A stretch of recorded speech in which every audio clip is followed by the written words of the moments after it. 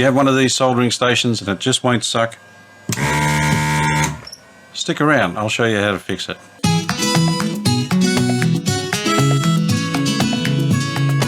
This is a very quick video on a problem I had with my desoldering gun that may help others.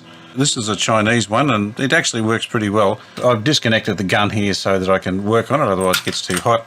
I'll turn that off so it stops making a noise.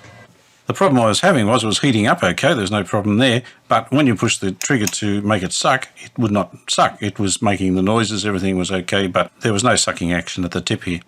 So I removed the little container here.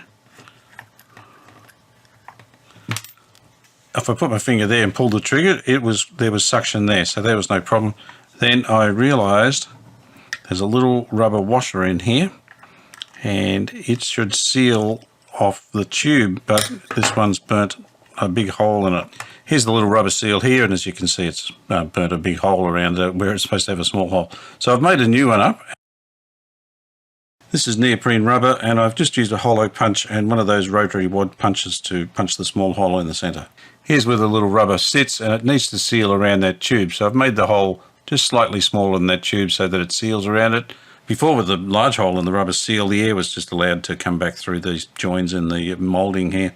So if I put that in and then fit the little container there, lock it in, that will now work properly and that should suck properly. I've reconnected the gun connector and it's just heating up. Before it gets too hot, I'll just see if it does work. There it goes. This is a fairly common design, and I think any of the Chinese ones at least will have that same issue, whether they have a soldering station attached or some are even self-contained with a motor on the back. So what I intend doing is making up maybe 10 of those little washers and just keep rotating them through. When I clean this out, maybe just put a new washer in. Thanks for watching, and I hope you got something out of that.